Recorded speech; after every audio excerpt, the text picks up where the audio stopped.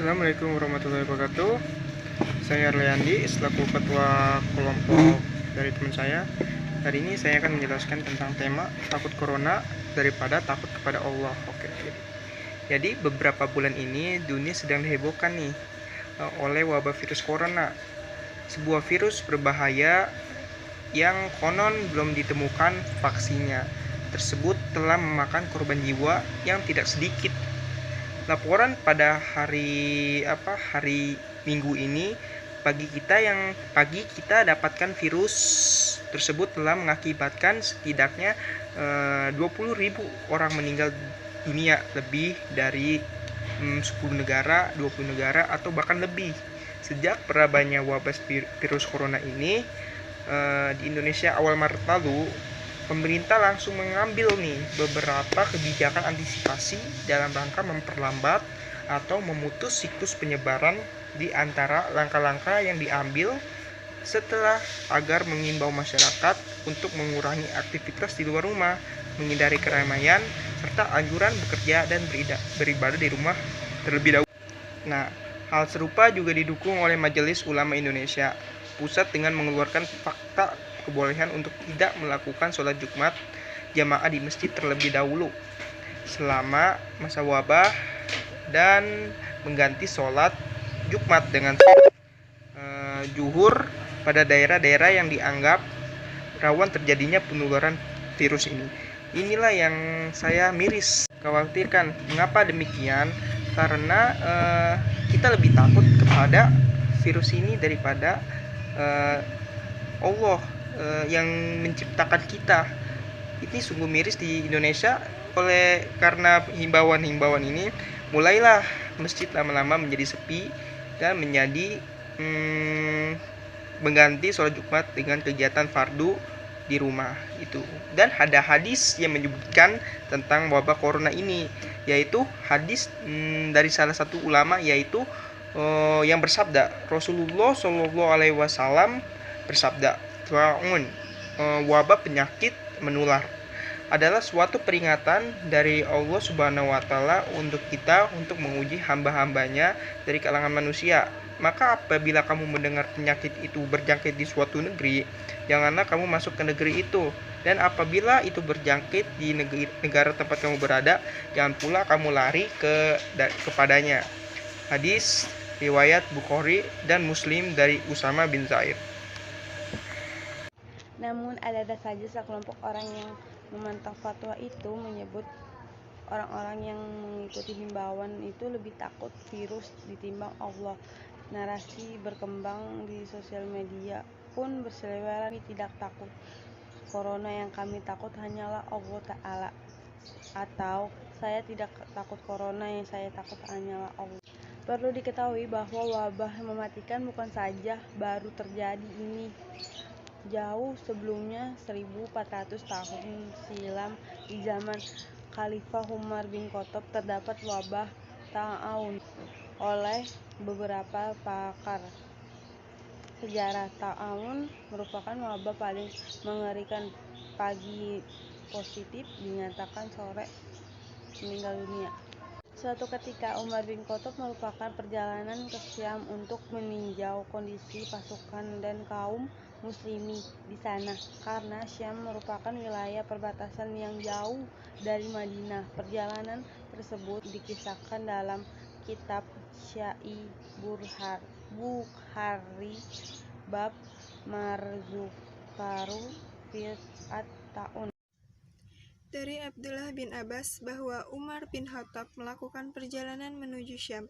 Ketika ia sampai di daerah Sarga atau perkampungan di lembah Tabuk, jalur menuju Syam, dia bertemu dengan panglima pasukan, yaitu Abu Ubaidah bin Jarrah bersama sahabat-sahabatnya.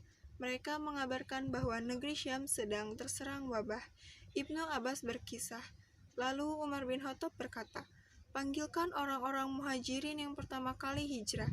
Mereka pun dipanggil, lalu dia bermusyawarah dengan mereka dan memberitahukan perihal kondisi Syam. Mereka pun berselisih pendapat. Sebagian ada yang berkata, "Engkau telah keluar untuk suatu keperluan. Kami berpendapat bahwa engkau tidak perlu kembali pulang dengan mengabarkan keperluan itu." Sebagian lain berkata, engkau bersama sebagian manusia dan beberapa sahabat Rasulullah SAW. Kami berpendapat agar engkau tidak menghadapkan mereka pada wabah ini. Umar berkata, "Keluarlah kalian, panggilkan orang-orang Ansar." Lalu mereka pun dipanggil. Setelah itu dia bermusyawarah dengan mereka dan seperti halnya orang-orang Muhajirin, mereka sama-sama berbeda pendapat. Umar berkata, "Keluarlah kalian, panggilkan siapa saja di sini yang dulu menjadi pemuka Quraisy dan telah berhijrah ketika Fathul Makkah." Mereka pun dipanggil dan tidak ada yang berselisih dari mereka kecuali 2 orang. Mereka berkata, "Kami berpendapat agar engkau kembali membawa semua orang dan tidak menghadapkan mereka kepada wabah ini." Umar pun menyeru, "Sesungguhnya pagi hari esok aku akan berada di atas pelana kuda untuk kembali pulang. Bergegaslah esok hari berada di atas pelana kuda kalian." Abu Ubaidah bin Jarrah bertanya, "Apakah engkau akan lari dari takdir Allah?" Umar menjawab, "Aku berharap bukan kamu yang mengucapkan itu." "Ya Abu Ubaidah, iya benar. Kami sedang lari dari takdir Allah menuju takdir Allah yang lain. Seandainya kamu punya unta, kemudian ada 2 lahan yang subur dan yang kering. Bukankah bila kamu gembalakan ke lembah yang kering, itu adalah takdir Allah? Dan jika kamu pindah ke lembah subur, itu juga takdir Allah." Ibnu Abbas berkata, kemudian datanglah Abdurrahman bin Auf dan tidak turut hadir dalam musyawarah karena suatu keperluan. Dia berkata, "Saya memiliki pengetahuan tentang ini dari Rasulullah SAW. Beliau bersabda, jika kalian mendengar suatu negeri terjangkit wabah, maka jangan kalian menuju ke sana. Namun jika ada menjangkit suatu negeri kalian berada di sana, maka janganlah kalian keluar karena lari darinya."